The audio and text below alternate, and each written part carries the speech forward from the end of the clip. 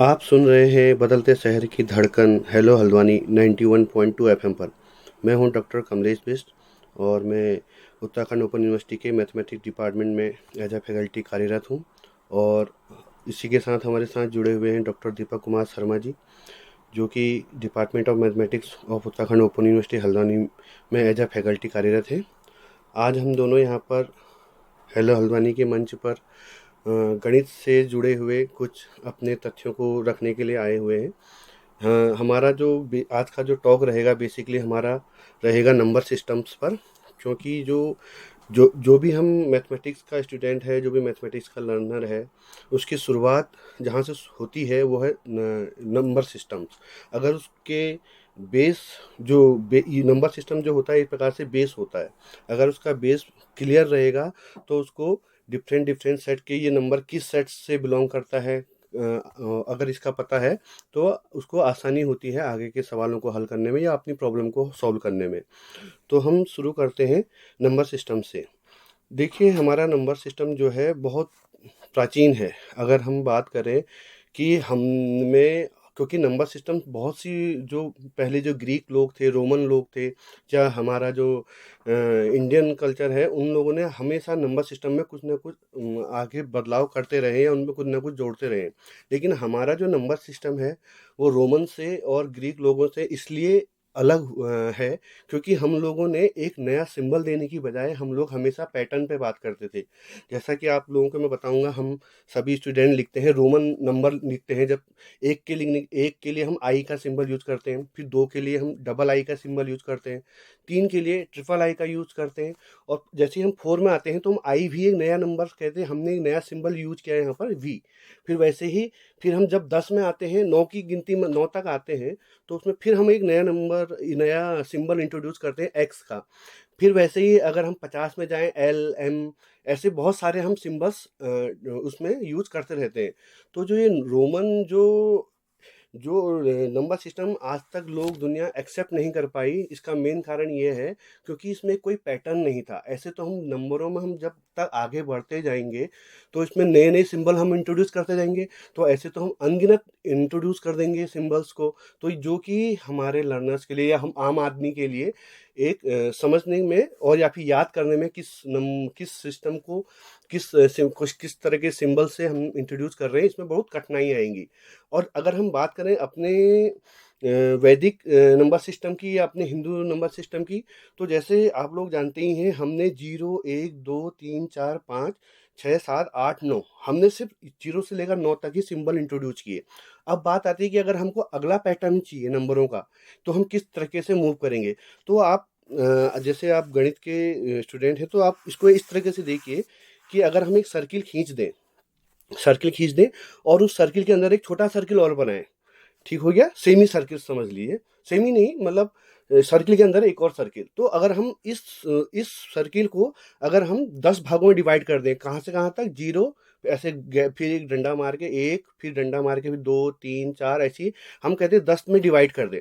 अब ऐसे ही हम एक, जैसा हमने सर्किल बना दिया जिसके अंदर हमने नंबर लिखे हुए ऐसा ही हम एक नंबर, ऐसा ही सर्किल और बना दें जिसके जिसके अंदर एक छोटा सर्किल हो और जिसमें 0 से लेकर 10 तक 9 तक गिनतियां लिखी हों। अब अगर हम इस नंबर जो हमने दो सर्किल ले लिए हैं, अगर हम इन दो सर्किल को एक दूसरे के ऊपर रख दें, तो देखा जाए तो हम नंबरों से नंबर मिलान मिलान करते हुए वन वन मैपिंग, अगर आप इस कॉन्सेप्ट को बहुत अच्छे से समझेंगे तो यहाँ से आपको एक चीज़ और समझ में आएगी। वन वन जो हम कहते हैं फंक्शन में, जब हम मैपिंग के बारे में पढ़ते हैं, one one mapping, onto mapping, तो यहाँ से आपको वहाँ का भी लिंक, आपको एक समझ शुरुआत हो जाएगी।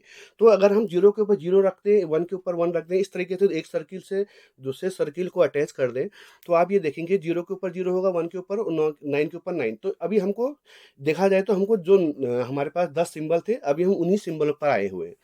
अब क्या करें, अगर हमको अब नया आगे की गिनती शुरू करनी है, मतलब मेरे को 10 चाहिए ना, तो मैं क्या करूं। तो हमने वैदिक नंबर सिस्टम की बात करें तो उसमें अगर हम हल्का सा स्लाइड कर दें, अब एक किसी भी एक सर्किल को पकड़ के हल्का सा शिफ्ट कर दें, तो जो हमारा 0 वाला अंक है वो 1 के बगल में आ जाएगा, तो वहां से हमारा नया नंबर सिस्टम इंट्रोड्यूस हुआ 10। और वैसे ही जो 1 के बगल में 1 आ जाएगा तो 11, फिर 12, फिर 13, और वैसे ही 2 से लेकर वैसे ही क्या आ जाएगा, तो हमारा 11 से लेकर 19 तक की गिनतियां शुरू हो गई। अब हमको जब आगे को नंबर सिस्टम बताना है, आगे को इंट्रोड्यूस करना है कि आगे कौन सा नंबर आएगा, तो हम फिर एक सर्किल ले लेंगे इसी तरीके का, और कहते उस सर्किल के ऊपर फिर हम इसी तरह रोटेट करते जाएंगे। तो आप देखेंगे कि हम लोग, हमारे पास एक, हमने एक पैटर्न यूज कर लिया है, बजाय कि नए सिंबल्स को इंट्रोड्यूस करने के बजाय, जो कि हमारे लिए बहुत आसान था, जो कि हम लोगों के बच्चों को समझाने के लिए बहुत सिंपल तरीका था।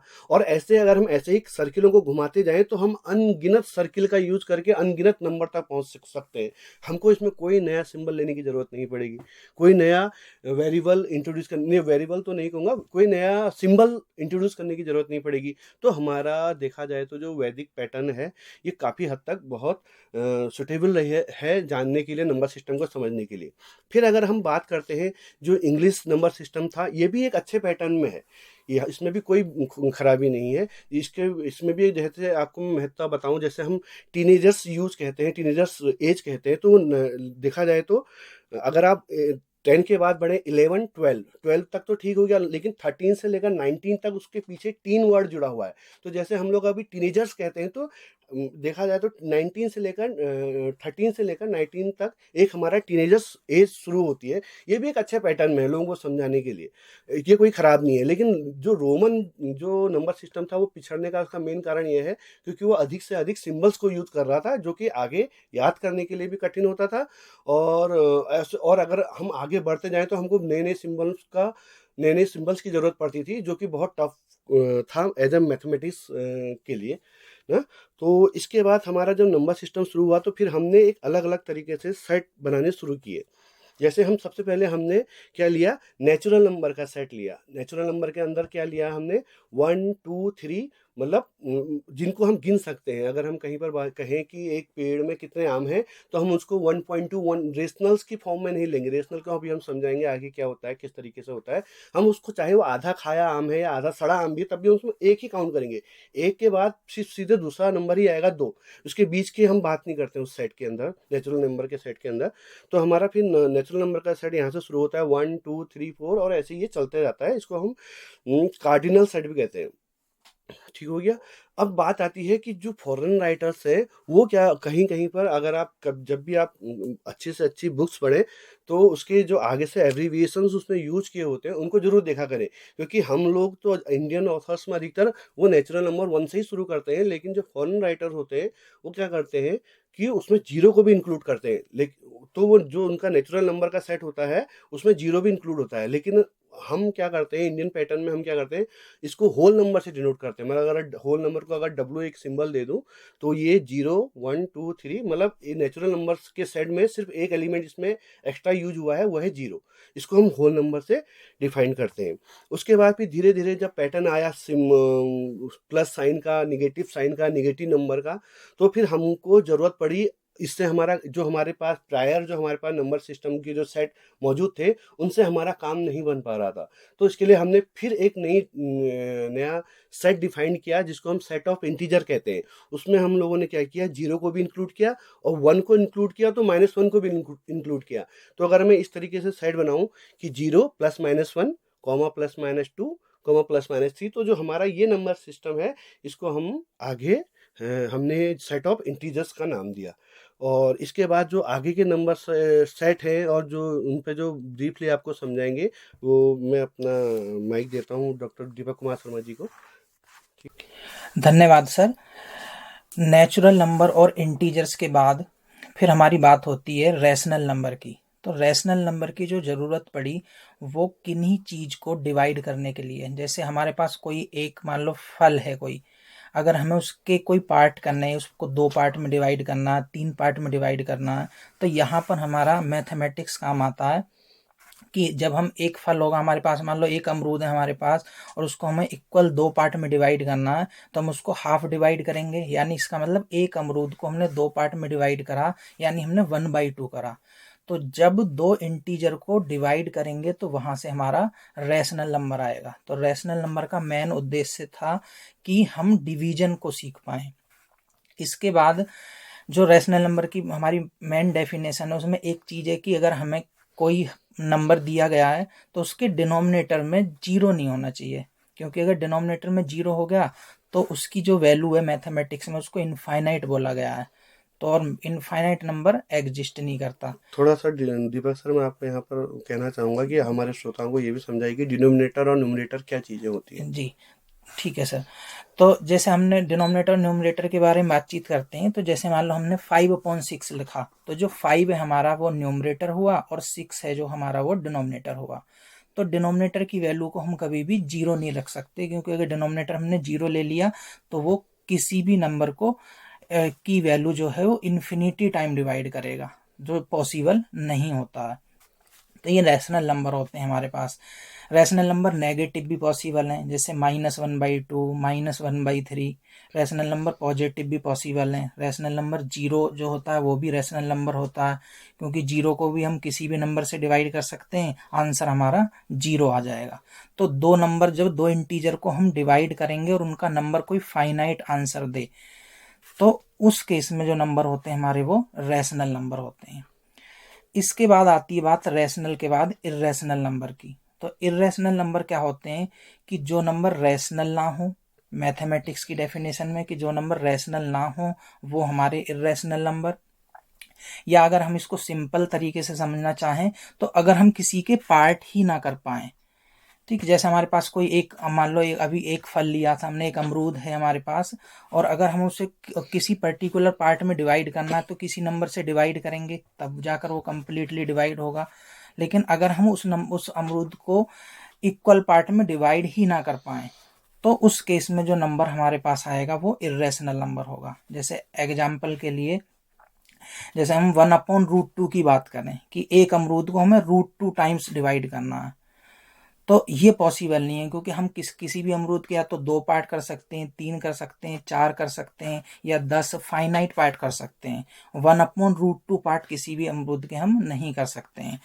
तो इस केस में जो नंबर हमारे आए वो इर्रेशनल नंबर, जो रैशनल नहीं है। तो यहाँ पर मैं थोड़ा सा मैं जोड़ूंगा इस चीज़ को, थोड़ा सा इसको क्लियर करूंगा और रेशनल नंबर को श्रोताओं को, क्योंकि वो मैथमेटिक्स जो नहीं जानता उसको √2 के बारे में कोई ऐसी जानकारी नहीं होती है। तो मैं इसको किस तरीके से समझाऊं। तो अगर ये मान के लिए इसको आप ऐसे समझिए, अगर किसी, हमको क्या करना है, एक डिस्टेंस हमको चलना है पूर्व दिशा में, 1 मीटर की डिस्टेंस चलना है हमको पूर्व दिशा में। उसी तरीके से 1 मीटर की डिस्टेंस चलना है हमको उत्तर दिशा में। तो देखा जाएगा तो ये पैटर्न कैसे बनेगा, पहले हम सीधा चलेंगे 1 मीटर पूर्व में, फिर उसके ऊपर से एक परपेंडिकुलर यानी लंबवत रेखा आएगी जो कि 1 मीटर की होगी, किस दिशा में, उत्तर दिशा में। लेकिन अगर मैं बात करूं कि जहां से शुरू हुई हमारी, जो हमारा चलना शुरू हुआ है वहां पर खड़े होकर, कई जहां पर हमारा जो अंतिम जो स्टेप रहा है उत्तर दिशा में, अगर वहां से वहां तक की डिस्टेंस कोई नापे तो ये आती है पाइथागोरस प्रमेय से √2। तो ये जो हमारा √2 है, ये अगर हमको नंबर सिस्टम में ये डिफाइन करना हो कि ये √2 कितनी डिस्टेंस है, तो हम अपनी आंखों से, हम अपने पर्टिकुलर कहीं पर से ऐसे बता नहीं सकते कि यही √2 इतना ही हम डिस्टेंस चले होंगे। तो इसको ऐसे समझ लिया जाता है कि जो पहले हम सीधा चले फिर लंबवत दिशा में चले, तो जो बीच का जो कर्ण बनेगा हमारा, जो वो डिस्टेंस होगी उसकी छाया जहां तक पड़ेगी वो डिस्टेंस √2 होगी, जिसकी उसका प्रोजेक्शन जो नीचे वाली लाइन पे पड़ेगा वो हमारा √2 डिस्टेंस होगा, जिसको हम एक इरेशनल नंबर कहते हैं। क्योंकि हम किसी भी इरेशनल नंबर को एज सच किसी भी अपनी स्केल से, अपने पेंसिल से पेन स्केल लेकर कहीं पर दर्शा नहीं सकते कि ये इतना ही √2 आएगा। तो ये एक प्रोजेक्शन होता है, एक प्रकार से छाया समझ लीजिए ना, जिसकी हम लेंथ, एक्यूरेट लेंथ अपने पटरी से, क्योंकि पटरी की भी एक सीमा होती है, उसके अंदर जो 1 सेंटीमीटर से 2 सेंटीमीटर के बीच में 10 ही रेखाएं होती हैं, और जबकि रेखाएं और भी ज़्यादा डिवाइडेड होती हैं, नंबर सिस्टम और ज़्यादा अंदर तक डिवाइड होता है, तो इसलिए हम पटरी से ऐसा नहीं खींच पाते। तो आगे बताएंगे हमारे दीपक सर। हाँ, धन्यवाद सर, आपने बहुत अच्छे से इर्रेशनल नंबर के बारे में हमें बताया। इसके बाद इर्रेशनल नंबर के बाद सबसे पहले इनके नोटेशन की बात कर लेते हैं। तो जो रैशनल नंबर को नोटेशन दिया वो क्यू दिया, क्यू से हम रैशनल नंबर को डिनोट करते हैं, सेट ऑफ रैशनल नंबर को, और क्यू के ऊपर सी लगाते हैं यानी क्यू कॉम्प्लीमेंट, जिससे हम इर्रेशनल नंबर को डिनोट करते हैं।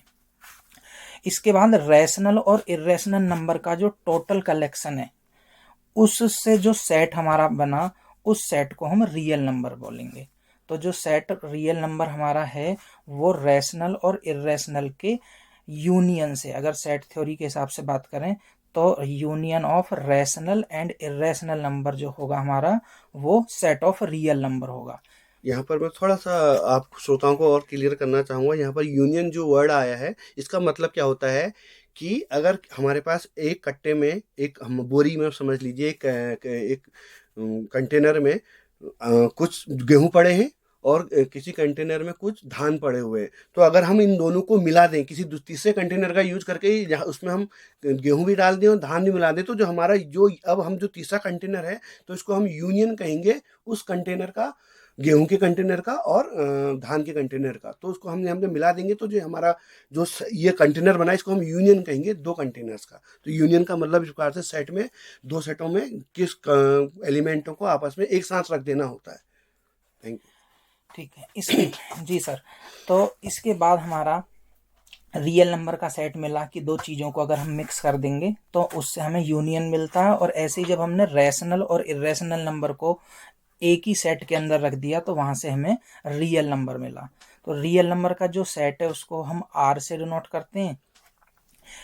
इसके बाद जो हमारा आगे का नंबर सिस्टम शुरू होता है, वो कि उसे हम कॉम्प्लेक्स नंबर सिस्टम कहते हैं। इसकी बात हम आज के इसमें नहीं करेंगे। तो हम अपनी बात को विराम देते हुए आप सभी श्रोताओं से कहना चाहते हैं कि अगर किसी भी स्टूडेंट्स को, लर्नर्स को नंबर सिस्टम के बारे में और अधिक जानकारी चाहिए, तो यूनिवर्सिटी की वेबसाइट में मैथमेटिक्स डिपार्टमेंट में अगर आप सभी डिपार्टमेंट, वहाँ पर डिपार्टमेंट वाइज आता है, तो अगर वहाँ पर क्लिक करके मेरे डॉक्टर कमलेश बिष्ट और डॉक्टर दीपक कुमार शर्मा, यहाँ पर उनका नंबर दिया हुआ है, टेलीफोन नंबर, आप वहाँ से लेकर के हमको और ब्रीफली इसकी जानकारी ले सकते हैं। Thank you. तो आज के सेशन को हम यही समाप्त करते हैं। आप सभी श्रोताओं को हमें सुनने के लिए बहुत बहुत धन्यवाद। नमस्कार। नमस्कार।